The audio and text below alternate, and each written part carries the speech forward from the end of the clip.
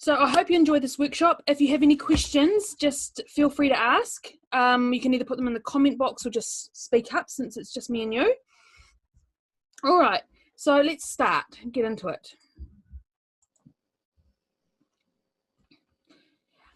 What is a plot-driven or character-driven story? If you're not sure how character-driven stories and plot-driven stories are different, you're not alone. You might be thinking, but aren't all stories character-driven? And you wouldn't be wrong. I mean, you really can't have a story without characters, right? Right. So, but in the world of fiction, plot-driven and character-driven are very different stories. So a plot-driven story is focused on an event occurring or based in a world. The story's goals are based on external conflict only and the characters hitting plot points, what I call them plot points. One way to look at this style of writing is to think of a plot-driven story as the tracks of a roller coaster. The plot is the track. The reader follows that track throughout your book. From the moment your reader boards the roller coaster car or opens your book, he or she is taken for a ride with your words and shares with your words and ideas through the twists, turns, and loops of your plot, which ultimately leads them to the end of their ride. So without the roller coaster track or the plot, the reader could not experience the thrill of the ride or your story. Right. Whereas a character-driven story is focused on characters guiding the plot of a story. It is a story shaped on the how and the why a character arrives at a particular choice. For example, to give you a better understanding of this writing style, let's say Cruella de Vil from 101 Dalmatians, who displays villainous characteristics. What happens if she suddenly begins exuding positive qualities? Would that change the dynamic of the story completely? What do you think? Yeah, completely. It would change the whole dynamic of the story, and what we know Cruella de Vil is like the villain. So if she started being like positive, and yeah, it would change the whole thing. That's right. Yep. So yeah, it would, because by Cruella displaying an internal change of her character, hence positive qualities, that internal change is a characteristic of character-driven writing. Okay. Yeah. So have you ever read The Hunger Games and The Mockingjay? I have not. Okay, so just think about the movies then, if you've seen the movies. So here's an example to sort of differentiate and to have a think of. So you can go back and have a look at this if you want to later. In The Hunger Games, the story could have started with any girl being pulled into the games and struggling to survive. Yeah. But by the time we get to the second book of Mockingjay, she's grown into a stronger, more determined person whose actions start to influence the outcomes. But because these are split into two different books, it's safe to say that while Mockingjay is character-driven, The Hunger Games isn't. It's plot-driven. Okay. Yeah. Yeah, okay. I get that. All right. Yeah. Okay. Okay, so now let's apply these thoughts to an idea you have. So think of an idea you have for a story you want to write. Now, in 1 or 2 sentences, I want you to write down that idea. And you've already done it, so that's great. And I've got that idea sitting in front of me, which is fabulous. All right. It's a great idea too, by the way. Right. Okay, so now have a look at that idea you've got. Have you got it in front of you? Yes, I do. Okay. So do you think, ask yourself this, is it based around a character and their motivations?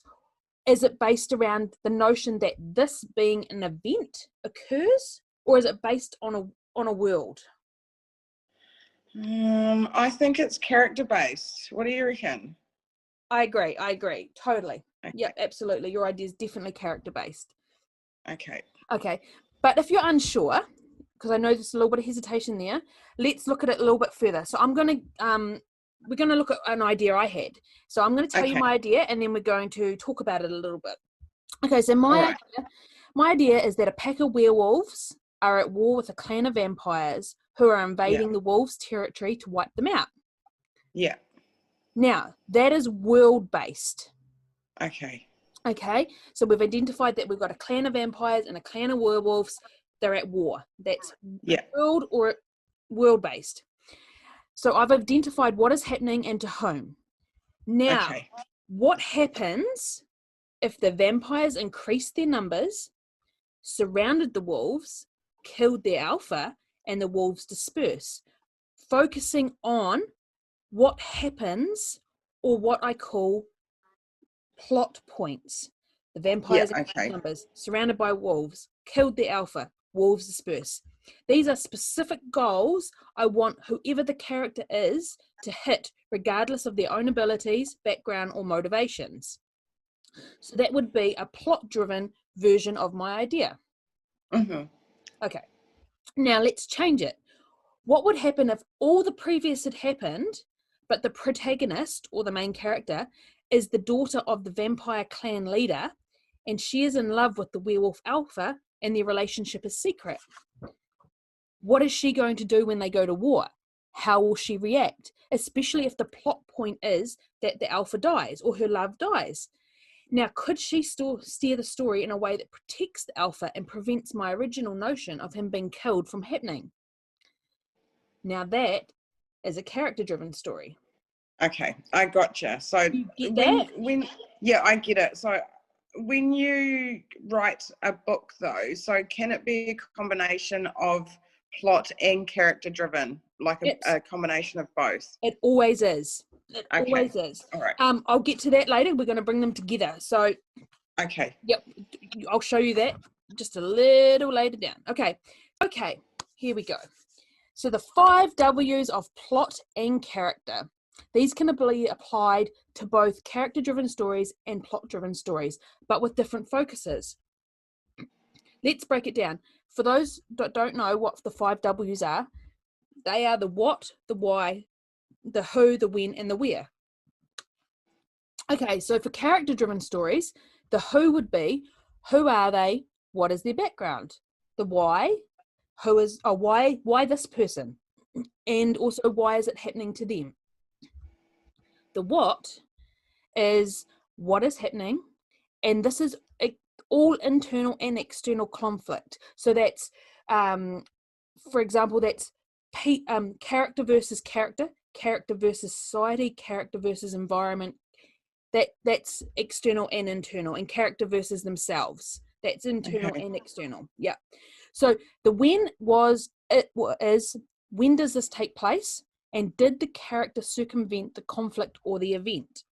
Meaning, did the character do something to put this all in motion?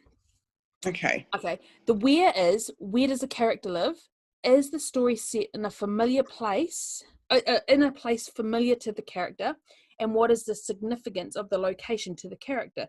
Because it'd be character driven, everything like that is important. It's almost like background. Yeah. Okay, so now let's look at the plot driven column. The who is what characters are involved.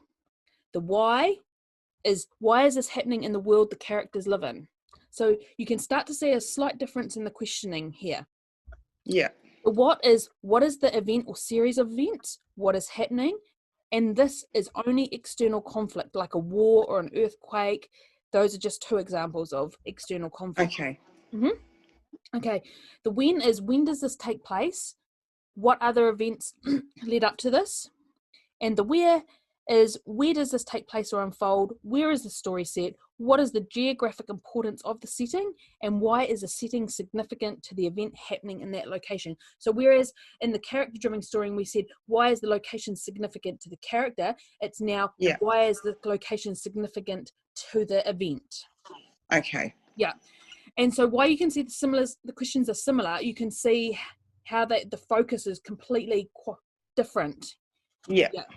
Okay, so using the 5 W's table above, before I dive into the examples, do you have any questions? No, I'm good, thank you. Okay. So using the 5 W's that we just ran through, I'm going to apply my example of werewolves and vampires to answer it and answer the questions. And this is something that you can do with your idea at a later stage or after this or whenever, but you can have this, I can send you this template so that you can answer these questions to figure out whether it's a great tool to figure out whether you want to go the plot driven route or you want to go the character driven route. And obviously you could do both. You can bring them both together. Yeah. But okay, so let's look at the who for my Okay. example. Okay, in the character driven column, we have, who are they? So we have the vampire leader's daughter and the werewolf alpha. What is their background? Well, they're in love. He's a werewolf. She's a vampire. Their species have a long history of being enemies. We would also talk about how they met and how they fell in love, because that's all relevant.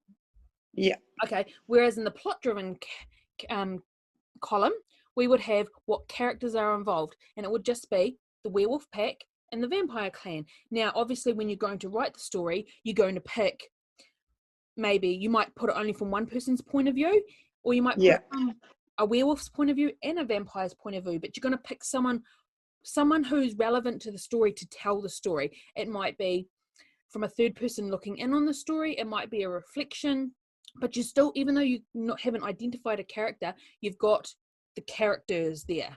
Yeah. Yeah. Okay. The why. So in the character driven column, we have why this person. The answer to that would be because the conflict rises by inserting the daughter of the vampire leader into the mix. She changes everything. Well, of course she does. Why is this happening to them? Their love is ill-fated and doomed to end badly, or it was fated and will end the war and unite the two species. So you've got quite a complex sort of plot sort of already starting to form there.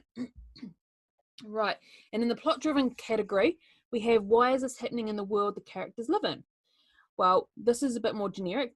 For as long as the two species have existed, a war has been raging for power.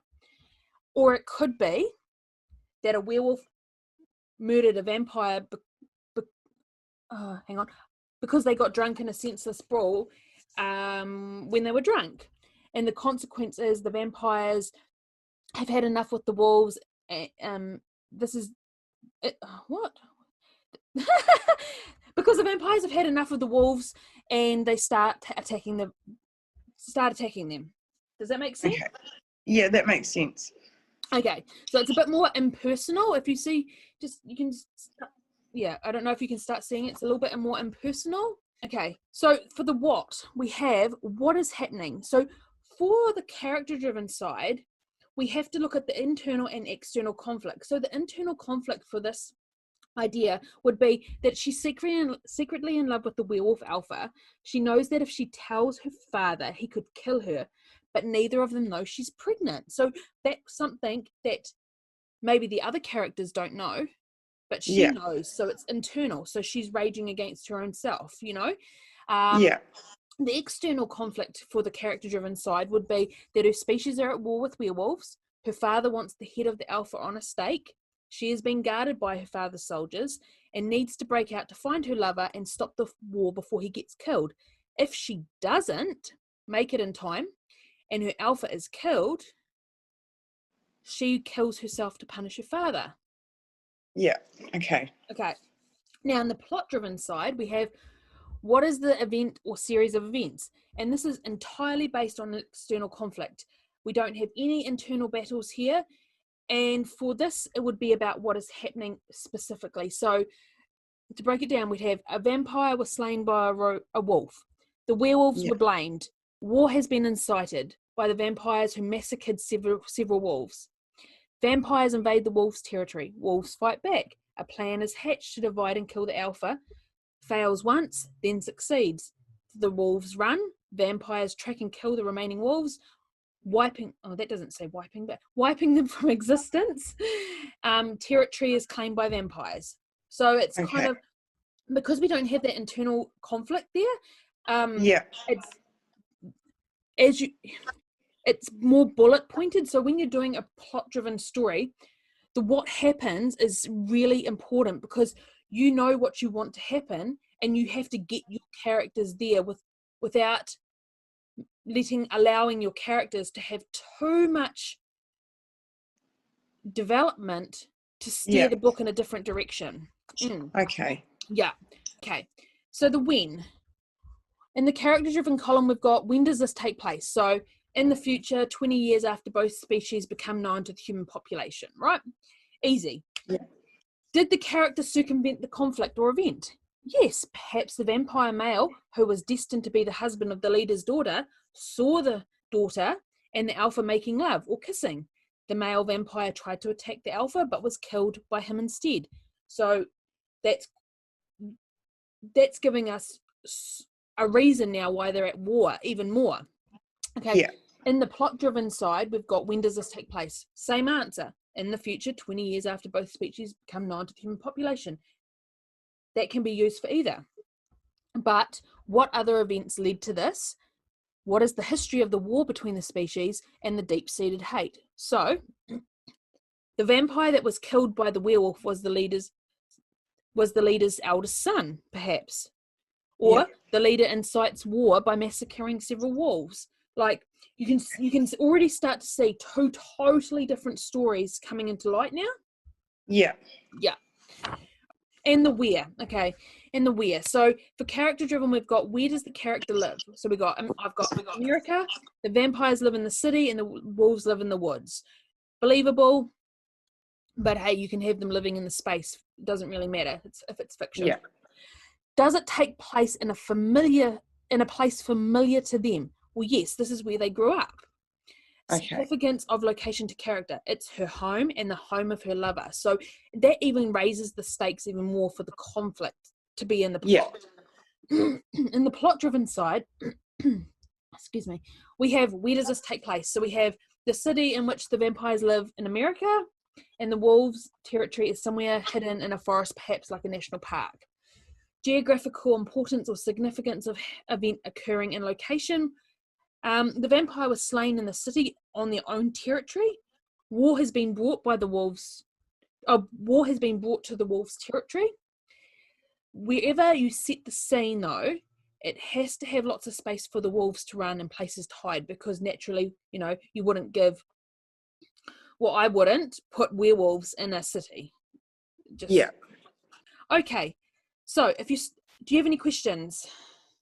No, I just wanted to ask you though, when you start to write a book, do you go through this process of writing all this down, like? Absolutely. Before you start? Yeah. Absolutely. Okay. Yep. I'm going to show you how I sort of do it soon. Okay. I do both. I do plot pointing, and I do a technique I call character interviewing. So basically, I write down what my idea is. I write down what I want to happen, but then I also go and interview my characters with appropriate questions to start developing a character. So I'll get to this, but a good book actually has a mixture of both. And using simple tools like these and the ones I'm going to show you, you can do both exercises and then bring both together to make your book a good balance of both. Okay. So if you're a little bit still unsure about, the difference between character-driven and plot-driven, ask yourself, does it matter who the character is in your idea, Marie? Yes. Does it matter who the character is, or is it what happens to them more important? I think both. Awesome. Okay. Yeah. So now let's return to your idea. Yeah. So beside it, I want you to write down whether you think it is plot-driven or character-driven now. And I'll give you a few seconds to do this. Okay. And it can be 50-50 if you think. It doesn't have to be specifically one or the other, but I would say yours is leaning somewhere towards character. Somewhere 60-40. Yeah, I think character definitely until this story develops, which could be around an event, but I haven't really got to that point yet. So I think your idea is going to be. Quite strongly character driven, because you've got a character who's quite damaged already from what I've read. You've got a character who's quite damaged by her past. So there you've got background, you've got reason, you've got motivation, you've got goals, which is huge for character driven stories. And what happens moving forward is dictated by her past and her attitude to what's happened. So that's hugely character driven. Yeah. Even though you have your plot points in there that like you sort of wanted to reach, when you're writing, her voice will take over and steer your book in a different direction. It happened to me. Yeah. It happens to me all the time. It's just the way it goes. Yeah. Okay. Cool. Okay, so what we're going to do now, if you're still a little bit unsure, that's cool, because we're going to dissect each section now. Yay! So what is a plot-driven story? Okay, basically, ABC happens, that causes DEF to happen, which leads to XYZ happening. That is the basis of a plot-driven story, right? Yeah. It focuses on external conflict, an event or series of events like an earthquake or war. The story is motivated by plot points or plot markers that a writer wants to hit.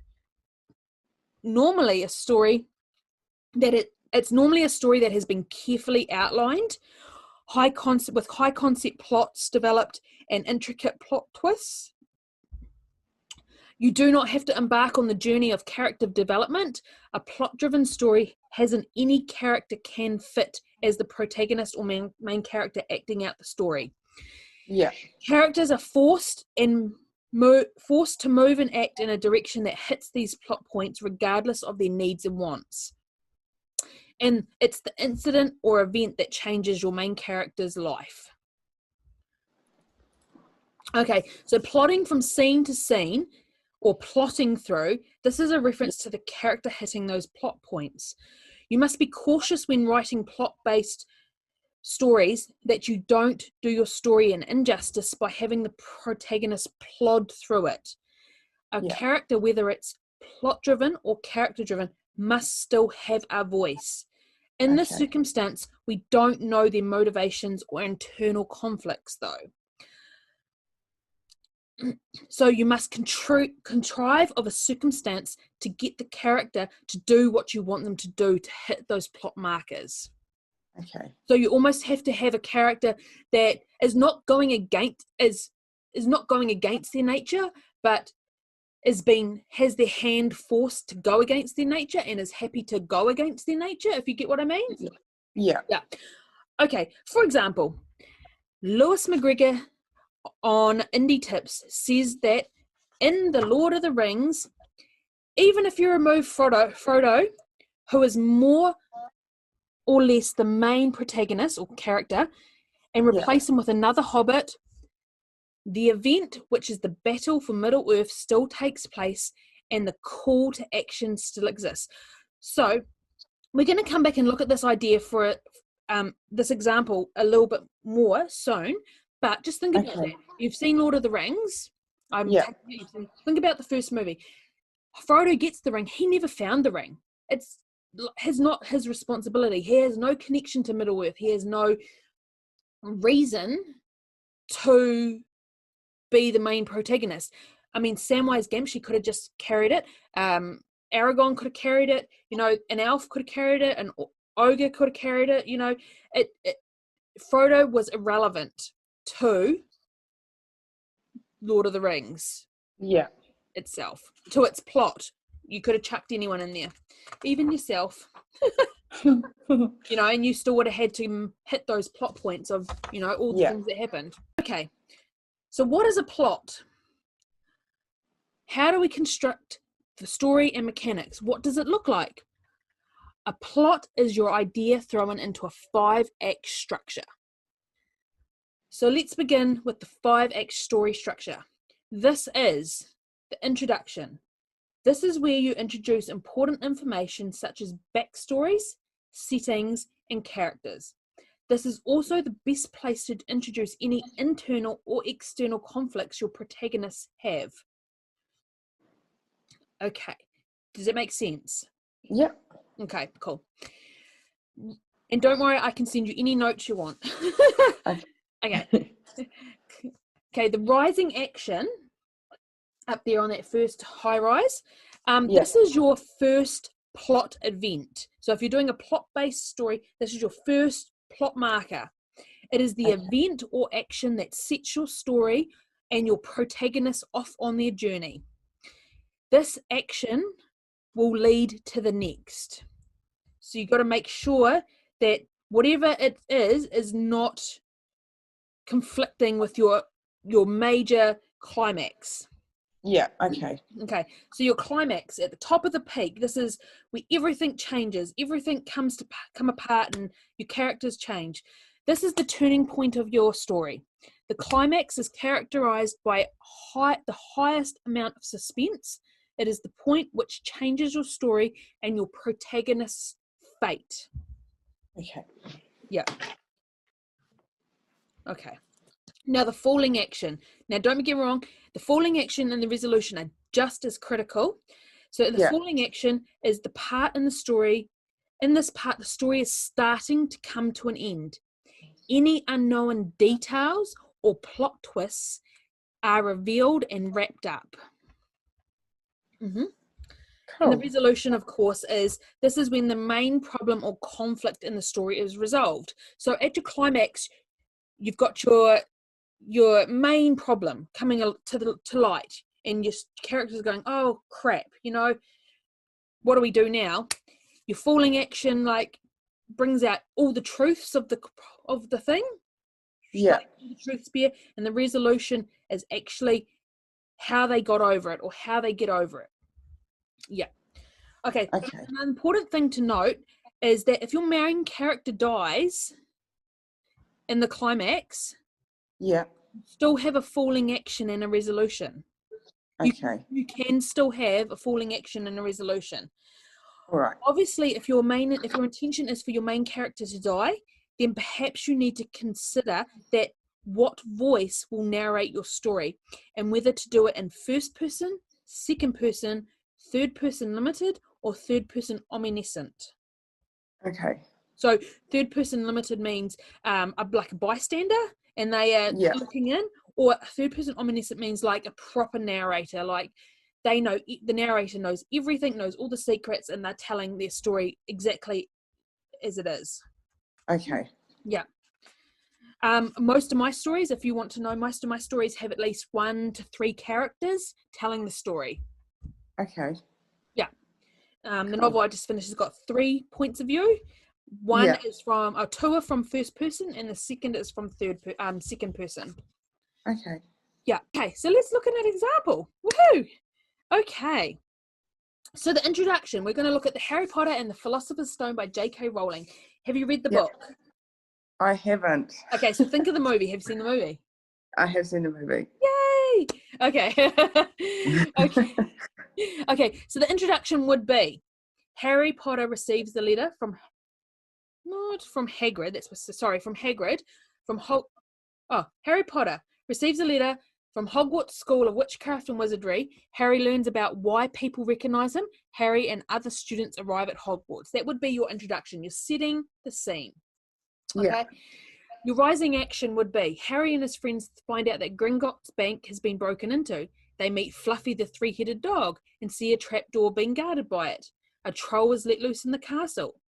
While Harry and his friends believe it is Professor Snape that is trying to get past Fluffy, Harry comes face to face with Voldemort in spirit form as he drinks the blood from a unicorn, and he finds out what Fluffy is guarding. So that's your rising action, because you haven't hit the peak of you're building that tension up to people are wanting to read more, going, okay, so what's going to happen, and that's the best thing to have. Okay. Yeah. Okay. So your climax would be believing Snape has found a way past Fluffy. Harry, Ron, and Hermione rush to stop him from taking the life-giving Philosopher's Stone, which they believe he intends to give to Voldemort. They are stymied by 3 challenges, one being a life-size game of lethal wizard's chess, in which Ron sacrifices himself so Harry can continue to the final confrontation. Okay. The falling action would be the villain turns out to be Professor Quirrell, who is hosting Voldemort's head on the back of his own. Quirrell tries to take the stone from Harry, but Harry kills Quirrell and Voldemort flies free. Now, the resolution in this, you might think the falling action was the resolution, but the resolution is actually that the House Cup is awarded to Harry's house, Gryffindor, because of their actions and bravery. and they all leave Hogwarts for the summer holidays. Okay. Did Yeah, you no, I get that. Yeah, that's pretty easy to understand, Bub. That's cool that you've got it all like in sections like that. It's real easy to understand. this here, I actually go by a W. I have a W that I use. Yeah. Mine's a W because I'm an advanced writer. Yeah. This is how I started out with this graph, exactly this. Yeah. But I've put my own descriptions and introduction and example there. So, a basic example that most people in the world have seen Harry Potter and can understand. Yeah. This. So Yeah. I mean, yeah, you can add in more sections. There's there's 8-act structures, but the 5-act structure is the easiest and the most common structure to help work out your plot points. Yeah. Cool. Yeah. The mechanics of writing a plot-driven story.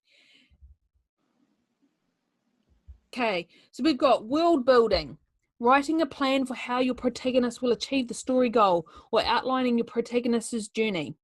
And you have to make a plan for what you want your characters to do. Okay, so outlining plot-driven stories is an important tool. It maps the story towards your desired outcome, but is also not impossible to write a plot-driven story. But it is also impossible to write a plot-driven story with no outline. Oh, hang on, sorry. Let me start again. Okay, outlining plot-driven stories is an important tool. It maps the story towards your desired outcome, but it is also not impossible to write a plot-driven story with no outline. So some plot-driven predominant writers can actually write a plot-driven story without outlining. However, most outline. And for new writers, an outline is a good tool to begin with. Elements like character setting, theme, point of view, tone, and style are literary elements that can be addressed once you start writing. When you're outlining, it is important to keep the actions or what is going to happen primarily your focus. Oh, okay. Hang on a minute. Okay. There are many ways and tools you can use to outline a novel. The way that works for me is chapter outlining. When I have a new idea, I jot everything down I want to happen. Then I cut each point and line them up. I write them down on a piece of paper, cut them out, and then line them up until they fit in the order I want them to happen in. For one book, it is not uncommon for me to shuffle my chapter outline more than 10 times to get the right fit. And even then, some chapters get thrown out and new ones get inserted. Yeah. To help you do this in the early stages, I found listing all the scenes helpful. That is, all the events that occur to move the book forward. Let's look at that now. Normally, a novel is made up of around 60 to 80 scenes. My last book had 89 scenes that were bullet pointed and then put into a chapter outline. Not all of those scenes made it to the book, but that's how many scenes I had for my chapter outline. Okay, so now let's return to your idea with your sentences. Yeah. From that answer, I want you to write down, from this, I want you to write down the answer to 2 of these questions. I want you to tell me what is happening and is who it is happening to of any importance, or does it just need to be someone it happens to? Okay, so what... The 2 questions on the screen here. What happens? Yeah. So we've got that sort of, a little bit. So you probably need to elaborate a little bit more on that, but you don't have to do it right now. You can just think about it.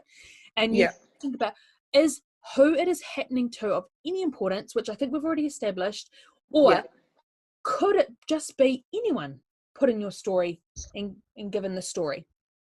No, I think it's so my idea was based around myself basically. So I think that is just who the character's going to be for now. Yeah. So I think you're gonna value from the plot driven side of things, because you need to have a strong plot and a character driven story. But I think you're gonna value from the character driven side of this workshop more. And I am a very strong character driven writer. But my plots are also very intricate and very intricate as well. So I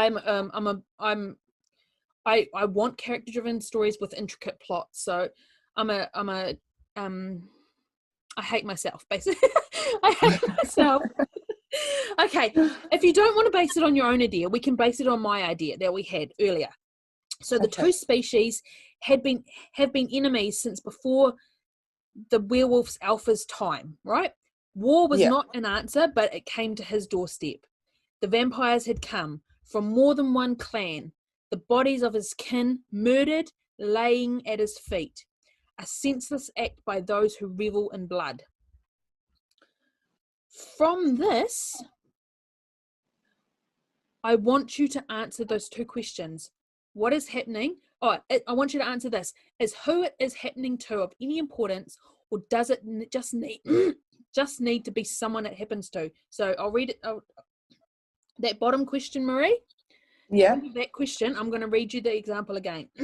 Okay. The two species had been enemies since before his time as alpha. War was not the answer, but it was on his doorstep. They had come, vampires from more than one clan. The bodies of his kin murdered lay at his feet, a senseless act by those who revel in blood. Okay, so do you think it could be? Do you think that because this little snippet of the idea is from the alpha's perspective, like it's talking about the alpha, do you think it's important that it is happening to him, or could any person just step into that role? I think because it's the alpha, it's important because it's happening to him. Mm-hmm. Okay.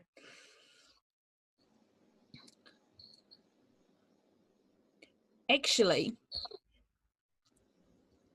we don't have a character for the alpha. So the alpha is just a thing, a person, like a frame, right? So it is clear what is from this example, it is clear what is happening. A battle is happening between werewolves and vampires, right? Yeah. What else can we see? The answer to the question is any person could play the alpha. So we haven't, from that example, we haven't said the alpha's a male. We haven't said the reason why it's come to his doorstep. Why him? It hasn't come. How he circumvented the events. So see how it's very subtle there. Do you get what I'm trying to say? Like it's I get it. So like, for example, your female character who was in love with the alpha, if you take from her example, if you take her example, the answer would be no, only she can play that character. I get you. I totally get it. But because the alpha is a generic character, it could be a female. She could be in love with a female. It could be, but he hasn't actually, the alpha actually hasn't circumvented the events. This event has landed on his doorstep by outside influences. So he hasn't contributed to the conflict as yet. So any person can play him. Okay, I get that. Okay, so we're going to go back to the Lord of the Rings example. As thought for discussion, right? So we can talk about it afterwards if you want. An example of a plot-driven story is The Lord of the Rings. It is strongly a plot-driven story, and we categorize it as that because Frodo has nothing to do with the plot at all. And you might say, wait, he's the main character. And yes, he is. That's right. He played a vital role, but the story would have still happened without him. Frodo was just a normal hobbit. He didn't find the ring. He didn't go seeking adventure. He was just there. I get that. Faced with anyone, an elf, a dwarf, a human, anything, and the story was still taking place. What do you think about that? I agree with that. Okay. So what is a character-driven story? It is telling a story through the eyes of a person who will have their own motivations, goals, and conflicts. It focuses on how a character moves through the story and why they arrive at certain outcomes. This can be summed up into three main sectors. Goal. What do they want to achieve? It needs to be measurable so that we can understand what happens if they fail. Motivation. Why do they want that? What is their backstory? Who are they and why is that important? Yeah. Conflict. Internal and external conflict. What is stopping them from achieving their goal? All right. An example of internal conflicts is character versus self, i.e. guilt, inexperience, and anxiety, self-confidence, lack of determination. External conflicts can be character versus nature, character versus character, character versus society. And this could be anything from a natural disaster to another person to no means of transport or needing to obtain more money. Okay, cool. Okay.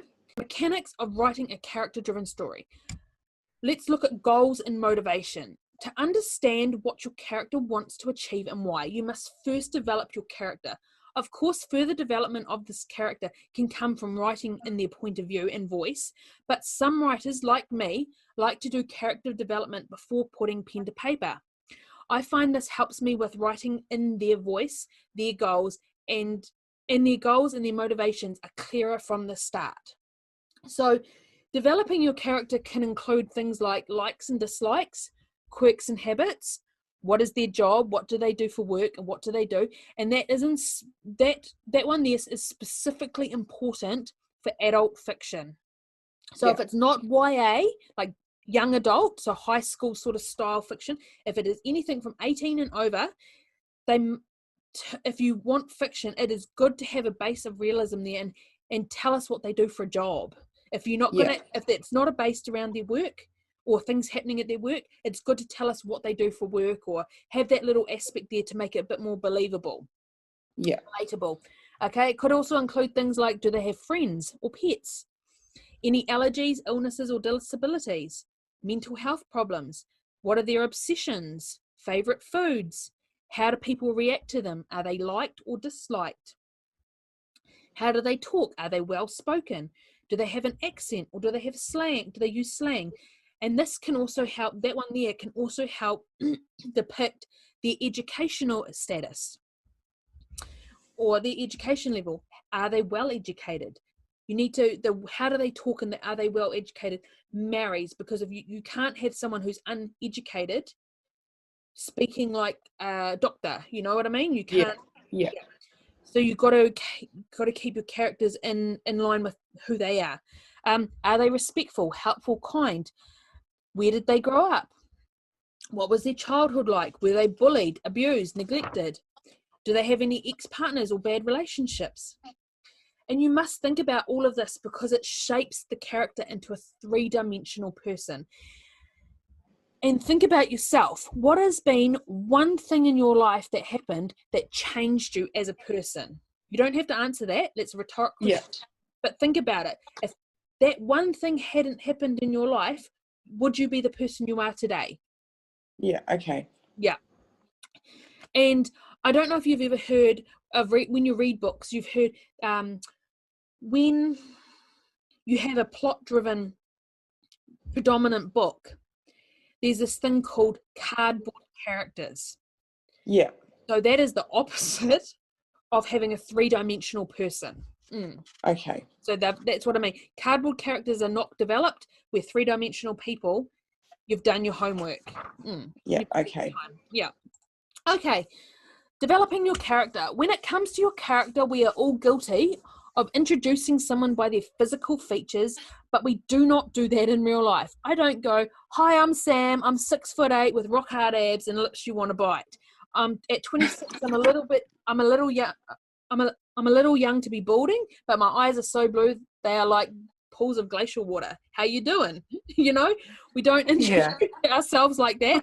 And so when you first meet a character, don't introduce your character by announcing their height, age, hair color, and eye color. Give them a voice. Make them so unique that we know when they are talking in the book. And this voice comes from knowing who your character is. Yeah. Now we've got an exercise for character-driven stories. What I want you to do is you can either use your protagonist or your main character from your idea, Marie, or you can use my example here on the screen. And what I want you to do is I want you to write down 6 things you would find in your main character's room or in their car. Okay. In a room in their home or in their car.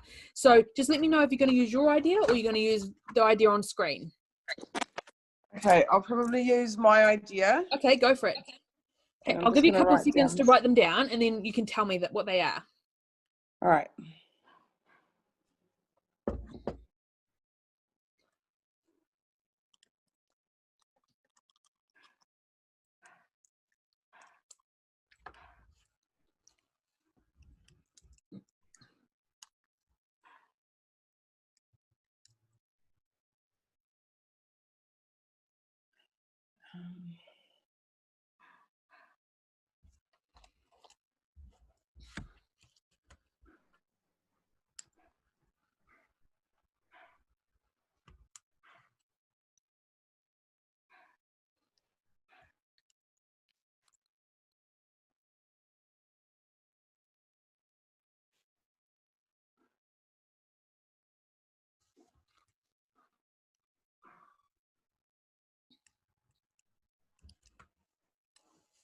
Okay, I've got 5.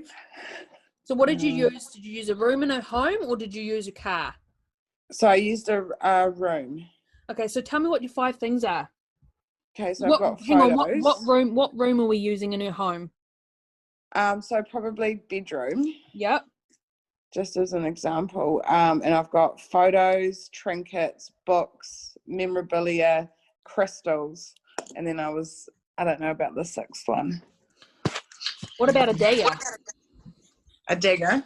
Or a knife? Or a gun in her top drawer? Or okay. Yep, no, that would work. Something good, because she's got to go through and hurt those who did her wrong. How is she hurting them? Maybe what is her weapon of choice, or is she got okay, so I'll show you what I mean. Okay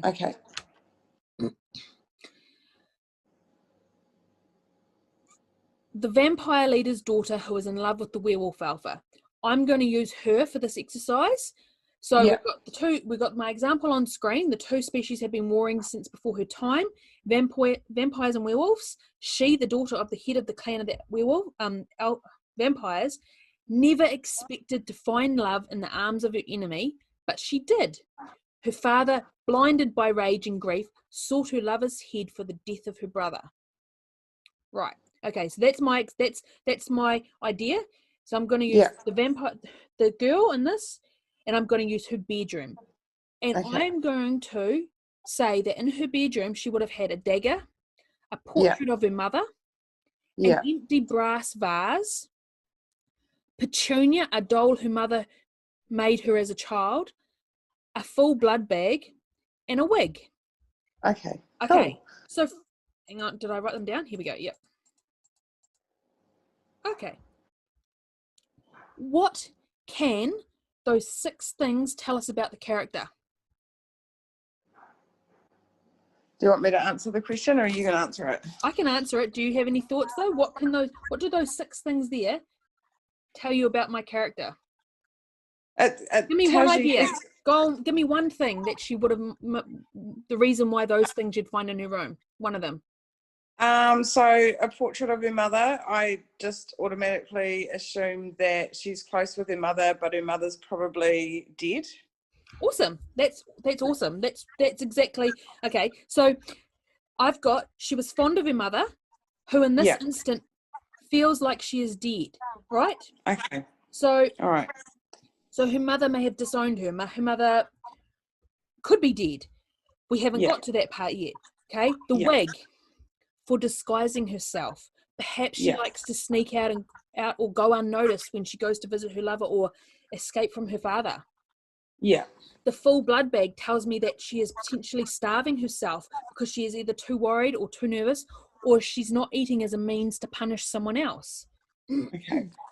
The dagger, perhaps she doesn't feel safe in her own home. But what do you think an empty brass vase shows us? I don't know, Bob. An empty brass vase. It's something to think on anyway. You don't have to answer me. It's something to think on. I'm going to leave that completely open because it's thought-provoking.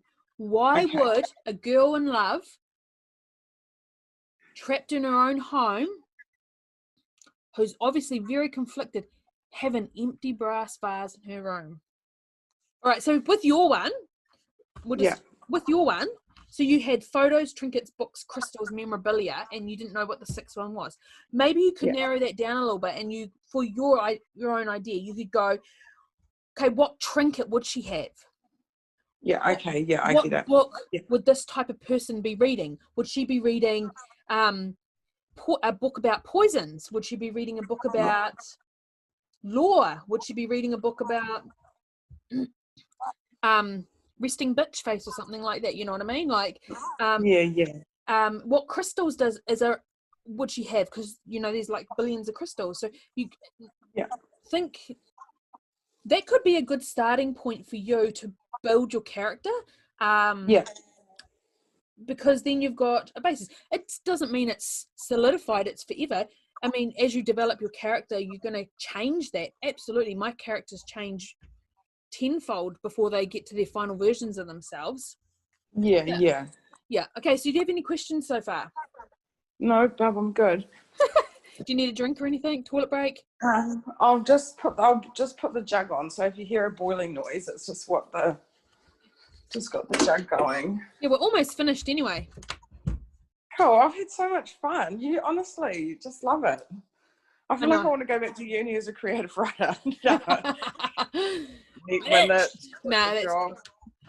it is. This stuff's like good foundational stuff for if you want to become a writer, or you want to write, or you just want to do it as a hobby. It's actually great building blocks to building a story. No, I've really enjoyed it. Like, and I mean, it's been that long since I've been at uni that all this stuff sort of I've forgotten about, or I've learned some of the same things but in a different way. So it's been quite enlightening. Yeah, I'm quite an A type personality when I'm teaching, if you see what I mean. Like, I'm quite like, I don't know, but I get all but I think I'm telling it clearly, but I'm probably confusing the hell out of someone.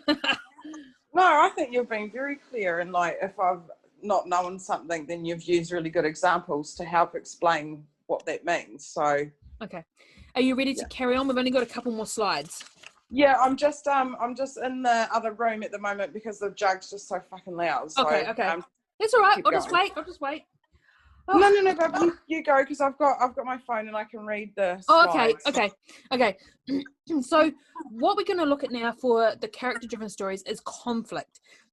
Now, you have to have conflict in a story regardless whether it's character-driven or plot-driven, but we're going to look at it for character-driven here because it's more important and encompasses a lot more. So we're going to look at internal and external conflicts. To understand your protagonists or main characters' internal and external conflicts, it's what stops them from achieving their goals. You need to understand the character you're writing. You need to know how they will react to conflicts. Will they run away, or will they stand and fight? Would they bury their head in the sand, or would they be in denial? What inner strength do they have to push through those conflicts and challenges to get moving towards the goal? A method that I find helpful for getting inside a protagonist's head is to interview them. Now, I have a full interview sheet that you can have if you'd like it. You can always message me for it and I can send it to you. It's a really good one. These are a few of the questions you could ask your character. And it's best to do this when you've got that character in mind There's no one else distracting you, no other thoughts in your head, and you're just going to sit down. I spent a Saturday night interviewing one of my characters, and I could actually literally, I was using 2 different voices, and I was talking back and forth to my character and writing it down. Yeah. And it was super helpful. Okay, so some of the questions you can ask are, what did you do over the weekend? What did your father do for a living? Or what did your mother do for a living? What do you do when you are alone? What is the worst thing that's ever happened to you? What music do you like? What do you drink? Are you in pain? Do you drive? And what do you drive? Are you a saver or a spender? But right now, what we're going to do is we're going to pick one of these questions for your idea, for your character, and you can answer one. So you tell me which one you're going to pick, and you can either write your answer down for yourself or you can tell me. You just let me know. Okay.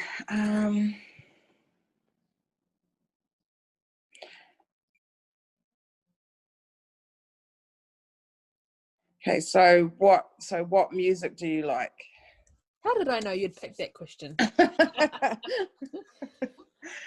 So I'd guess, and if I was going with my character too, I'd want to probably use like probably like the heavy metal type rock, or like probably music that emphasizes how she's feeling, like through lyrics. And I'm guessing like a lot of those genres are like that. Mm-hmm.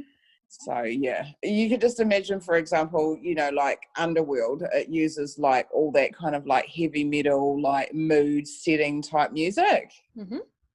Yeah, so that's what I would probably say, and it would probably align with me as a person and the character that I was trying to portray. So Awesome. yeah. Yep.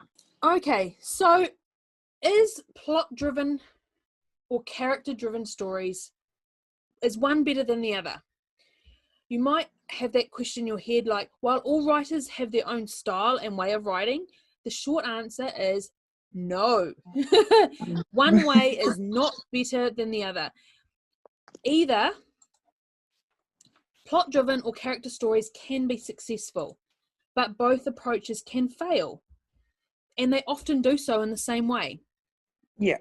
So regardless of whether it's plot-driven or a character or plot-driven story, if there is no change, that is how they fail. There must. It is important, because if there is a goal and a motivation, but there is no conflict or story arc, then you don't have a story. Think of it like this. Characters who go through their whole story with nothing but smooth sailing are boring. Plain and simple. But nobody wants to read about them. Like, no one would want to read about my brother. Boring. Like, smooth sailing, you know, always good on, you know, good, always fortuitous and on good luck. But no one wants to read about them because they're not relatable. Those are the exception to the rule. So there must always be change through conflict, whether it is to the character, to the world, or to the story. Does that make sense? Yeah. And it is possible for stories to be both plot-driven and character-driven. That most stories align somewhere in between. Okay. To me, the best stories combine rich, well-defined characters with plots that move along and grip the reader, and they are the ones that please readers most. Okay. So now we're going to hit the summary. Okay. What have we learned? Woohoo! Okay, the biggest difference is the role of the main character could be if the role of the main character could be played by any type of character without changing the plot, it is a plot-driven story. But if the plot only happens because of what your characters are doing, then it is a character-driven story. Now look at your idea again. Do you still think it is either plot driven or character driven? Was your first assumption the same as your final decision? Yes. So 100% character driven now, and you've just like re-established all of that with the PowerPoint. So Yeah. yeah, Okay. I can say that with confidence. Yeah. Okay. So most type of stories, as I said, fall somewhere on the continuum of character-driven and plot-driven stories. Depending on your writing style, you might gravitate towards one or the other. The beauty of creative writing is that there are many different ways of constructing a good story and exploring multiple approaches and exploring multiple approaches. Hang on. Okay. Depending on your writing style, you'll gravitate towards one or the other. The beauty of creative writing is that there is many different ways of constructing a good story, and exploring multiple approaches will make you a stronger writer. Okay. Yeah. And my final thought to leave you with today is you can't have a plot-driven story without a character, and you can't have a character-driven story without a plot. Yeah.